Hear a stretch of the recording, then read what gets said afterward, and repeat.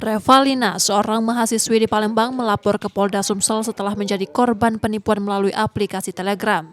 Kasus bermula saat ia diundang ke grup oleh seorang yang menawarkan pekerjaan memberi tanda suka pada video di TikTok. Pada tugas awal, korban mendapatkan komisi Rp100.000 setelah menyelesaikan 3 video.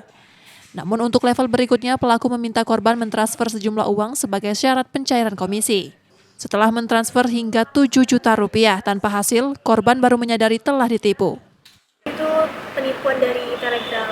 Kasusnya itu pertama di-invite ke grup, itu sama orang yang dikenal. Jadi pertamanya itu kan disuruh ngerjain tugas dari link, terus mereka kasih duit sebesar 100.000 awalnya. Itu sampai tugas ke-6. Terus untuk melanjut ke tugas 7, 8, 9, 10 itu kan katanya dapat komisi lebih besar.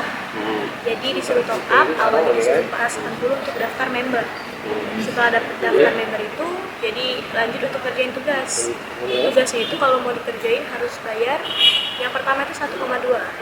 Yang ketiga disuruh top up 5 juta, terus beku saldonya katanya mereka tuh. Terus habis itu disuruh top up 16 juta.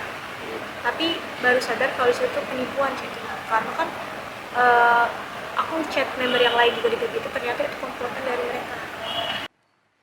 Laporan korban kini diterima di Polda Sumsel dan tengah ditindaklanjuti pihak kepolisian. Reski Oktora, Muklas Diferensial, Kompas TV, Palembang, Sumatera Selatan.